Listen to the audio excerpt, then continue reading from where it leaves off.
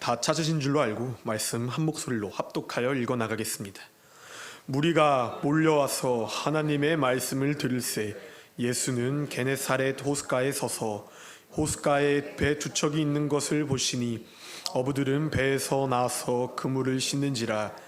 예수께서 한 배에 오르시니 그 배는 시몬의 배라. 육지에서 조금 떼기를 청하시고 앉으사 배에서 무리를 가르치시더니 말씀을 마치시고 시몬에게 이르시되 깊은 데로 가서 그물을 내려 고기를 잡으라. 시몬이 대답하여 이르되 선생님, 우리들이 밤이 새도록 수고하였으되 잠은 것이 없지만은 말씀에 의지하여 내가 그물을 내리이다 하고 그렇게 하니 고기를 잡은 것이 심히 많아 그물이 찢어지는지라. 이에 다른 배에 있는 동무들에게 손짓하여 와서 도와달라 하니 그들이 와서 두 배의 채움에 잠기게 되었더라.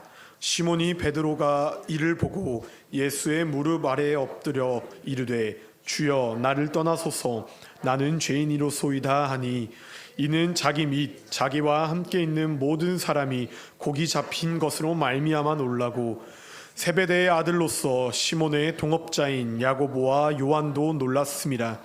예수께서 시몬에게 이르시되 무서워하지 말라. 이제 후로는 내가 사람을 취하리라 하시니 그들이 배들을 육지에 대고 모든 것을 버려두고 예수를 따르니라. 아멘. 할렐루야. 오늘도 주일 오후 예배에 나오신 성도님들 주님의 이름으로 환영합니다. 오늘 같이 보실 말씀의 제목은 우리를 제자로 부르십니다 라는 말씀의 제목을 가지고 함께 은혜를 나누어 보려고 합니다. 이제 긴 겨울이 끝나고 3월 봄이 왔습니다. 이 봄날이 시작되어지는 3월의 첫 주일 가운데 계획하신 일들이 주님을 위해서 사용되어질 수 있도록 이 자리에서 함께 기도하겠습니다. 말씀으로 돌아왔어요. 이 배경을 살펴보니 1절의 말씀을 보면 예수님께서 설교하신다는 것을 우리가 알 수 있게 되어집니다. 1절의 말씀이죠. 무리가 몰려와서 하나님의 말씀을 들을새 예수는 게네사렛 호숫가에 서서 라며 말씀에 기록되어져 있습니다. 무리가 예수님께 다가오기 시작합니다. 하나님의 살아계신 말씀을 듣기 위하여서 수많은 사람들이 예수님을 따랐고요. 이렇게 수많은 사람들이 예수님을 따르려고 하다 보니 자연스럽게 질서는 어지럽혀져 있게 됐고 소란스럽고 또한 정신사나운 상태 가운데 놓여져 있게 되어졌어요. 그래서 예수님이 생각하신 방법이 있습니다. 예수님께서 설교를 하시기 위하여서 어떠한 방법을 선택하셨냐. 이때 말씀에서 기록된 것처럼 배 위에 올라가셔서 한 발짝 멀리 떨어져서 배 위에서 이렇게 무리들에게 예수님은 설교하시는 모습을 우리는 성경의 말씀 가운데 살펴볼 수 있게 되어졌습니다. 3절에도 기록되어져 있어요. 예수께서 한 배에 오르시니 그 배는 시몬의 배라. 육지에서 조금 떼기를 청하시고 앉으사 배에서 무리를 가르치시더니 라며 말입니다. 근데 앞서 1절에 설명되어져 있었던 이 게네사렛라는 호수가 우리가 흔히 알고 있는 갈릴리 바다의 또 다른 별칭의 호수의 이름이었어요.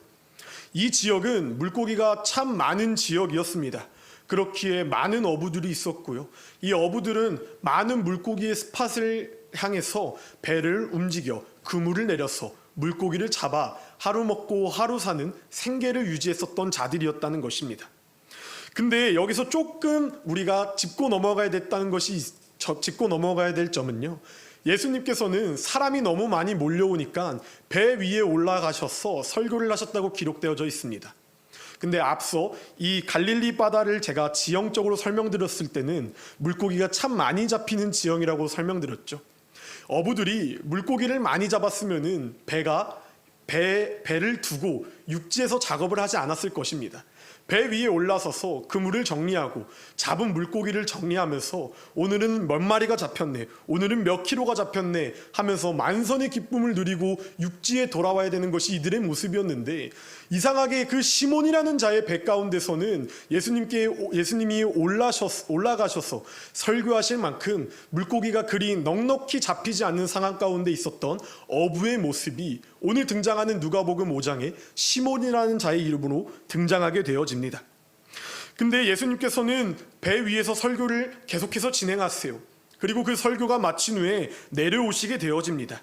그리고 이제는 내려오신 후에 결정적인 만남이 이루어지기 시작하게 되어지는데 그 만남이 어떠한 만남이냐? 배 주인 바로 시몬이라는 자와 예수 그리스도의 만남이 이루어지기 시작하게 되어져요. 그리고 오늘 우리가 부른 찬양의 가사가 등장하게 되어집니다. 4절의 말씀이죠. 말씀을 마치시고 시몬에게 이르시되 깊은 데로 가서 그물을 내려 고기를 잡으라 라고 예수님께서는 배 주인 시몬에게 말씀하고 계신다는 것입니다. 여기서부터 다소 이상한 전개가 흘러지기 시작하게 되어집니다. 이 예수님은 어부가 아니에요. 예수님은 목수셨습니다. 그리고 또 많은 사람들을 거닐고 다니면서 살아계신 하나님의 말씀을 전하는 자였어요. 예수님은 물고기 잡는 거와는 무관하였었던 자입니다. 근데 베드로는 어부였어요. 비록 오늘 하루 만선의 기쁨을 가지고 항해를 끝마치지 못하였었던 아픔과 아쉬움은 있을지언정 한평생 갈릴리 호숫가에서 물고기를 잡아 그 잡은 물고기로 먹고 장사를 하며 삶을 살았었던 베테랑 어부였다는 것입니다.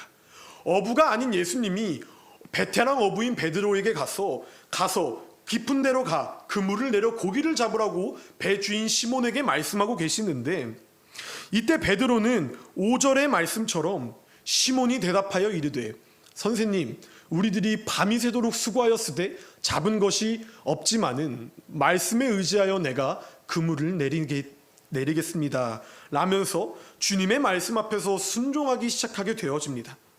이 어부된 베드로의 입장에서 이 상황 가운데서 순종이라는 것은 엄청난 결심이었다는 것이에요. 왜냐하면 예수님은 고기잡이에 대한 전혀 지식이 없다는 것을 제가 앞에 서론에 말씀드렸습니다. 근데 깊은 곳에 그물을 던지라고 말하고 있어요. 이 베테랑 어부인 시몬이란 자가 계산기를 두드려 봤을 때는 2절의 말씀을 아까도 살펴보면 봄과 같이 그 그물을 깨끗하게 씻은 후였거든요. 오늘 일정은 끝입니다. 여기서 왜 오늘 일정이 끝났겠습니까? 더 이상 항해를 하더라도 오늘 이 해가 넘어가는 시간 가운데서 그물을 내리는 것은 헛수고기 때문에 일정을 끝마치고 내려와서 그물을 씻었어요. 근데 그러한 상황 가운데서 베드로는 조목조목 따지면서 뭐가 된다 혹은 뭐가 되지 않는다라고 본인이 결정하지 않고 자신의 경험과 자신의 지식은 죽어지고 예수님의 말씀이 살아있다는 것을 믿으며 다시 한번 출항하기 시작하게 되어집니다. 이 번거롭고도 귀찮을 수도 있어요. 또한 자신의 생각과 자신의 지식과 자신의 경험으로서는 그물을 깨끗이 씻은 후에 다시 그물을 배에 올려서 해가 뉘엿뉘엿 지고 있는 이 어둠, 칠흑 같은 어둠 가운데 물고기를 향해 깊은 바다에 그물을 내린다는 것은 허무맹랑한 소리였다는 것입니다. 근데 베드로는 그 허무맹랑한 소리를 믿고 순종하고 따르기 시작하며 깨끗이 씻은 그물을 배에 다시 올려 주의 말씀을 의지하여 항해하기 시작하게 되어집니다. 사랑하는 성도님들, 내 생각과 내 경험과 내 지식을 앞세운 삶은요, 한 번 정도는 해결되어질 수 있습니다. 그러나 그 지식과 경험은 영원한 구원으로 우리를 인도할 수는 없다는 것이에요. 허나 우리가 이해할 수 없더라도, 납득할 수 없더라도, 받아들일 수 없더라도 주님이 가라고 하면 가고 주님이 멈추라고 하면 멈추는 이 제자된 삶, 이 순종된 삶, 이 믿음 안에 거하는 신앙의 삶의 결과는요, 6절의 말씀과 같이 그렇게 하니 고기를 잡은 것이 심이 많아 그물이 찢어지는 놀라운 은혜 가운데 주님이 우리를 거하신다는 것을 믿으시길 소망합니다. 이것은요, 단순히 베드로가 경험이 많은 베테랑 어부였어, 또 노하우가 풍부한 어부였어, 이 해가 지고 그물을 깨끗이 씻고 깊은 곳 가운데서도 물고기 잡는 스킬이 너무나도 훌륭한, 정말 만렙의, 흔히 말하는 만렙의 정말 높은 스킬을 갖고 있는 어부여서 물고기를 잡은 것이 아니라 하나님께서 일하시고 하나님은 물고기를 잡냐 못 잡냐에 초점을 두는 것이 아니라 베드로가, 시몬이라는 자가 내 말씀 앞에서 순종하냐 순종하지 못하냐 그 마음의 믿음을 보시고 그 믿음 가운데, 그 순종 가운데 주님께서는 풍성한 은혜의 열매를 허락하시기 위하여 풍성히 그물이 찢어지는 것과 같이 많은 물고기를 잡을 수 있도록 주님께서 이끄신다는 사실을 우리가 믿으시길 진심으로 소망합니다. 이 순종은요, 정말 대단한 것이에요. 순종한다는 것, 입술로는 쉽습니다. 순종한다는 것 말로는 쉬워요. 근데 우리가 정말 순종하며 살고 있습니까? 이 사무엘상 15장 22절의 말씀을 통하여서 주님께서 순종이 제사보다 낫다고 말씀하고 계십니다. 하나님 말씀에 순종한다는 것은 인간이 보기에는 불가능합니다. 인간이 보기에는 너무나도 비합리적이에요. 인간이 보기에는 너무나도 어리석은 방법 같아 보입니다. 근데요, 주님의 말씀에 순종하기 시작하면 그 상황은 역전됩니다.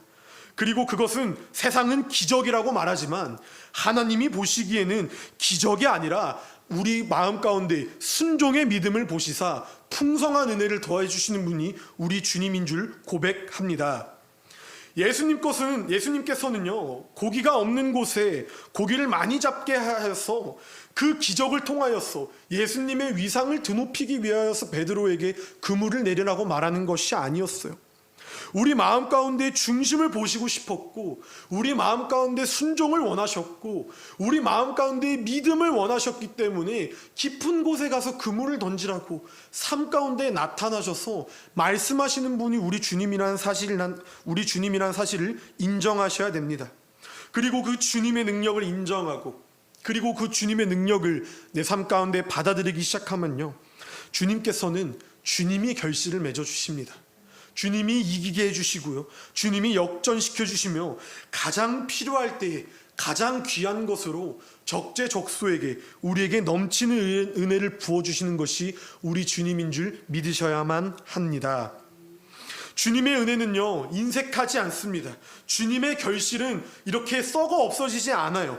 7절처럼 다른 팀원들이 다 불러 모아서 도와달라고 손짓을 할 정도로 주님께서는 배에 물고기를 가득 채워주시는 분이 우리 주님인 줄 믿으시길 소망합니다.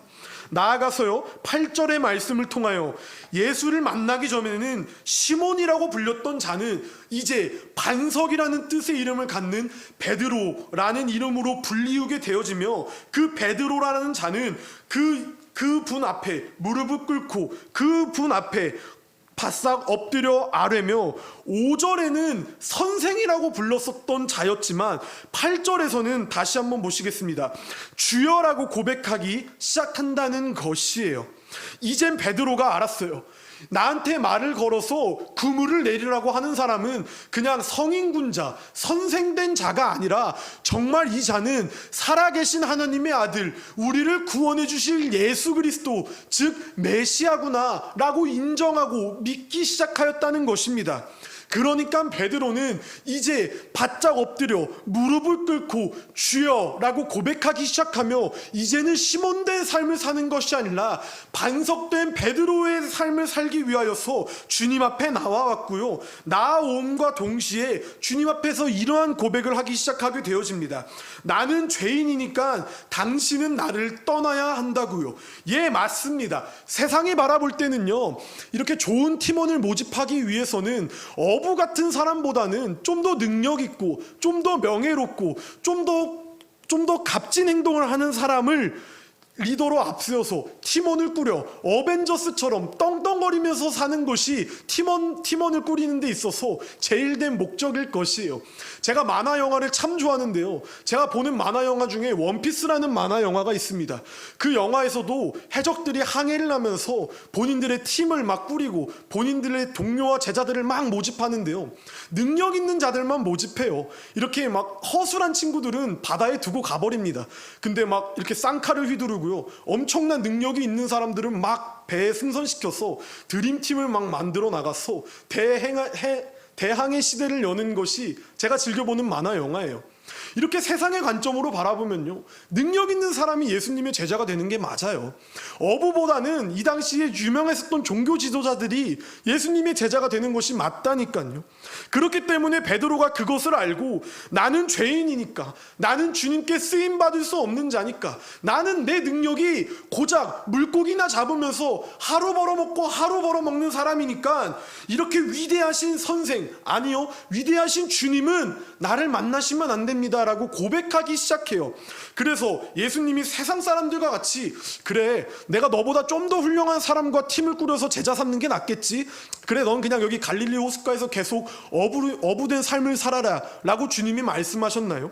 결코 아니라는 것입니다. 10절의 말씀을 한번 살펴보시면요, 세베대의 아들로서 시몬의 동업자인 야고보와 요한도 놀랐습니다. 예수께서 시몬에게 이르시되 무서워하지 말라, 이제 이후로는 내가 사람을 취하리라 하시면서 우리에게 무서워하지 말라고 말씀하고 계신다는 사실을 기억하셔야 합니다.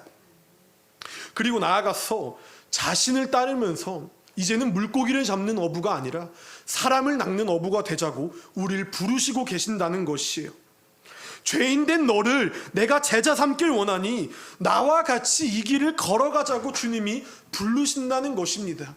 근데 이게 시몬 베드로에만 국한되어지는 하나의 좋은, 예수님의 인품이 훌륭한, 예수님이 선심을 썼다는 그냥 그저 좋은 신약의 말씀이 아니라요, 오늘날 이 시대 가운데서도 우리 삶 가운데 주님이 끊임없이 부르시고 계신다는 사실을 기억하시길 소망합니다.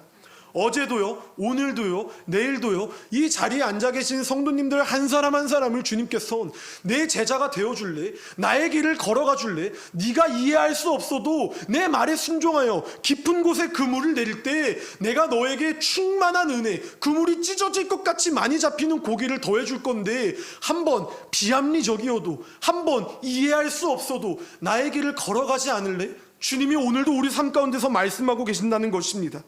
그 말씀 가운데, 그 부르심 가운데 우리 채우는 교회 성도님들 한 사람 한 사람이 순종하여서 아멘으로 화답하여 나와 주님의 제자된 삶을 살아가길 진심으로 소망합니다. 예수님께서는 베드로를 만나 주셨습니다. 그리고 베드로를 제자 삼았어요. 이제 베드로는 두 갈림길 가운데 선택하게 되어져야 합니다. 예수님을 따를 것인가, 아니면은 그냥 지금의 삶에 만족하여 어부된 삶을 살아갈 것인가. 근데 11절 끝절의 말씀입니다. 같이 한번 읽어보실까요? 그들이 베드로를 육지에 대고 모든 것을 버려두고 예수를 따르니라 라면서 오늘 이 누가복음 5장의 말씀이 마무리되어집니다. 사랑하는 성도님들, 이 말씀의 내용, 우리가 너무 잘 아는 말씀의 내용이에요. 너무 많이 들었습니다. 너무 익히 알고요, 너무 쉽게 접할 수 있는 흔한 말씀이에요.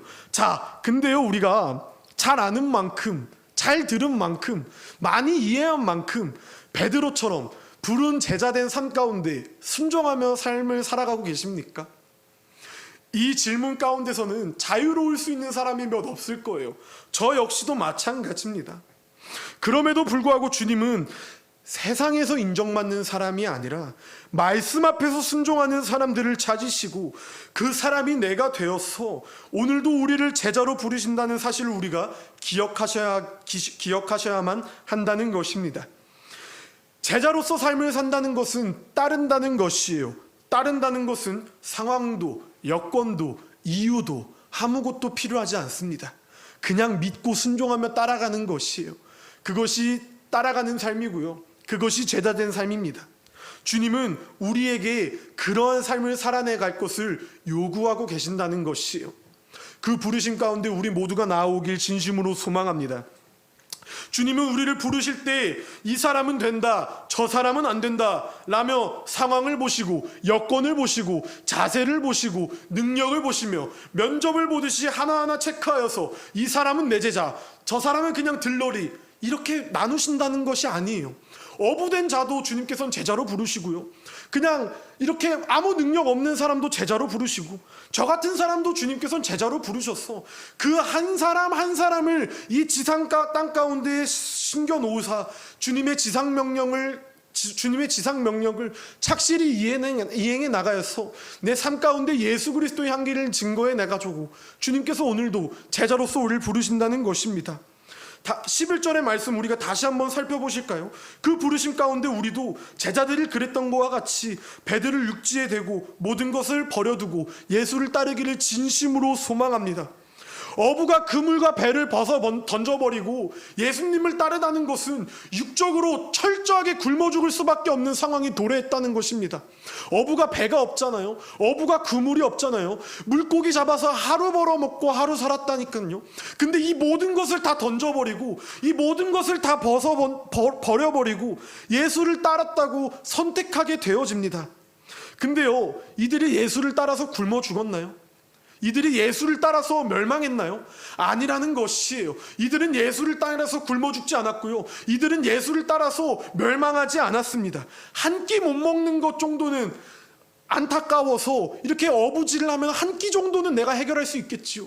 근데 그건 영원한 구원이 아닙니다. 근데 그것을 벗어 던져버리고 예수를 선택하고 제자로 부르실 때 우리가 부름받은 이목 순종하기 시작하게 되어진다면 한 끼 정도가 아니라 영원한 구원의 약속을 우리 삶 가운데 더해 주신다는 것을 진심으로 믿길 소망합니다.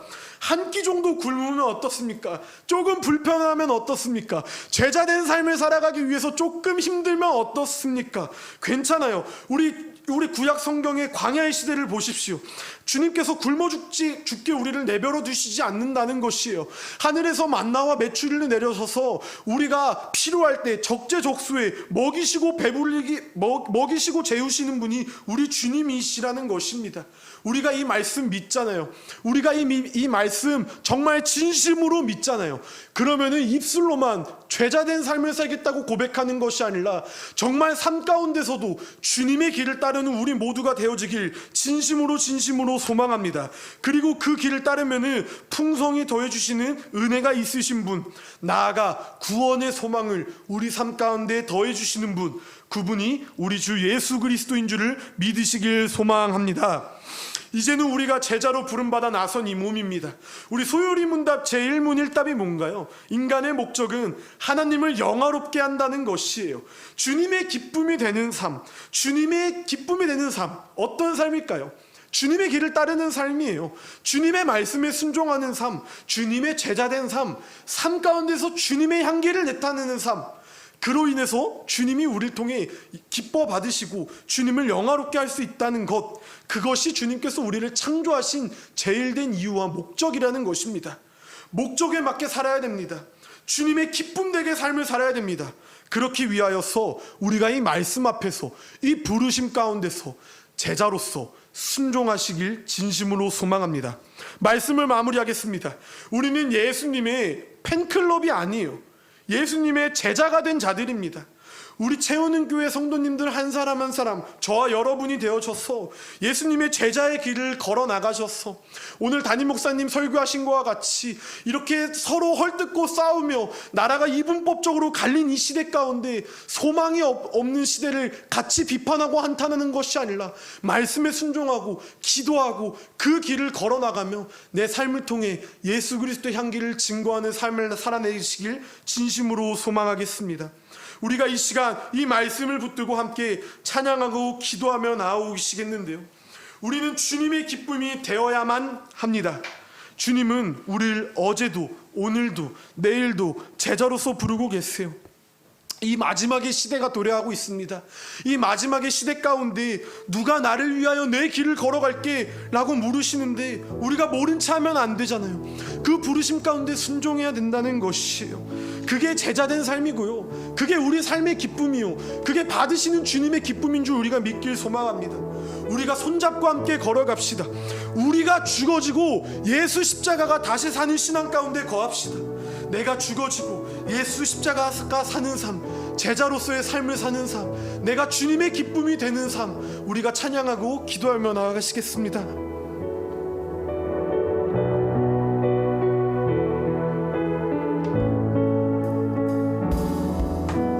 나 주님의 기쁨 되길 원하네.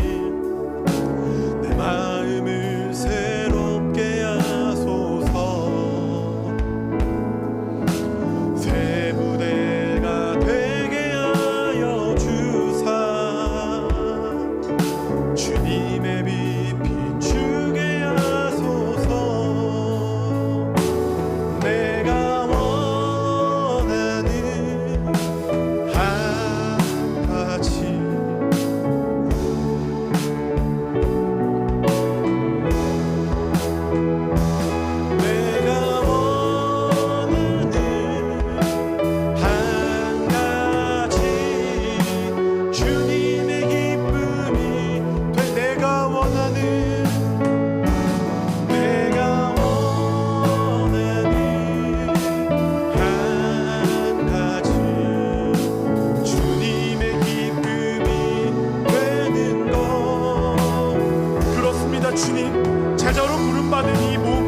우리가 순종할 때 주님의 기쁨 되길 소망합니다. 이 시간 우리가 주님의 기쁨 되고 주님의 제자 되길 소망하오니 우리가 주여 세 번 크게 외치시고 기도하며 나아가시겠습니다. 주여,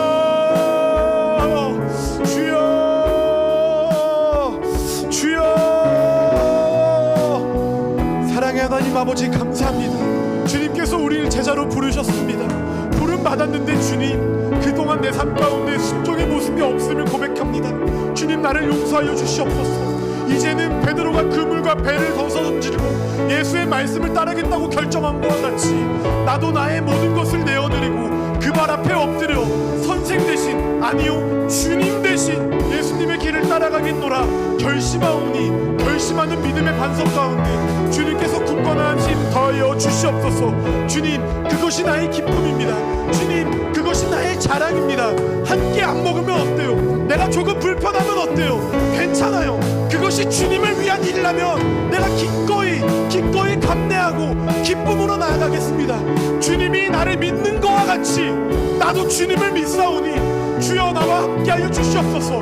나의 상황과요, 나의 여건과요, 나의 능력을 고려하여서 나를 제자로 삼으신 것이 아니라 배역한 시대 가운데, 소망 없는 시대 가운데 한 사람 한 사람을 부르셔서 이 물고기를 많이 잡고 많이 못 잡고를 이 외부적 요소를 평가하는 것이 아니라 내가 그 부르심의 말씀 가운데 순종하냐 순종하지 못하냐를 보신 주님, 이제 내가 알겠습니다. 내가 순종합니다. 내가 부족하여도, 내가 연약하여도 그때는 충만한 은혜를 더하여 주실 예수 그리스도의 은혜를 믿사오니 순종의 믿음을 더하여 주시옵소서. 내가 순종하며 길을 걸어나가겠습니다.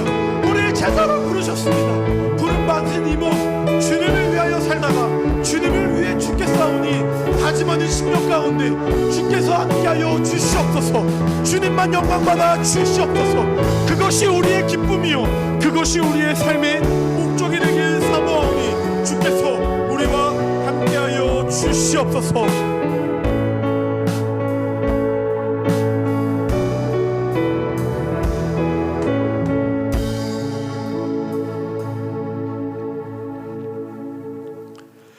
사랑의 하나님 아버지 감사합니다. 아버지, 어제도 오늘도 내일도 주님은 우리를 제자로 부르고 계십니다. 그 부르심은 우리의 능력과 우리의 상황을 보시고 부르신 것이 아니라 우리가 순종하고 우리가 믿음과 아멘으로 화답하여 나와 주님의 기쁨이 되고, 또한 주님도 우리를 통해 기쁨으로 우리의 예배를 받으실 것을 기대하기 때문에 우리를 부르신 줄 믿사오니, 이제는 이전의 모습 그냥 머리로만 알고 있어서 어쩔 때는 따르고 어쩔 때는 따르지 못하는 이분법적인 삶의 모습을 사는 것이 아니라 오직 전진, 오직 믿음의 신앙을 가지고 주님 앞에 나오는 주님의 자녀들이 되길 소망하오니 주께서 한 주간의 삶 가운데서도 주님께서 이끌어 주시옵소서. 주님께 예배 올려드렸습니다. 주님만 영광 받으실 것을 믿사오며 모든 말씀 살아계시고 사랑이 많으시고 거룩하신 우리 주 예수 그리스도 이름 받들어 기도 올려드립니다. 아멘. 우리가 주기도문함으로 예배 마무리하겠습니다. 하늘에 계신 우리 아버지여, 이름이 거룩히 여김을 받으시오며 나라의 마옵시며 뜻이 하늘에서 이루어진 것 같이 땅에서도 이루어지이다. 오늘날 우리에게 일용할 양식을 주옵시고 우리가 우리에게 죄 지은 자를 사하여 준 것 같이 우리의 죄를 사하여 주옵시고 우리를 시험에 들게 하지 마옵시고 다만 악에서 구하옵소서. 대개 나라와 권세와 영광이 아버지께 영원히 있사옵나이다. 아멘.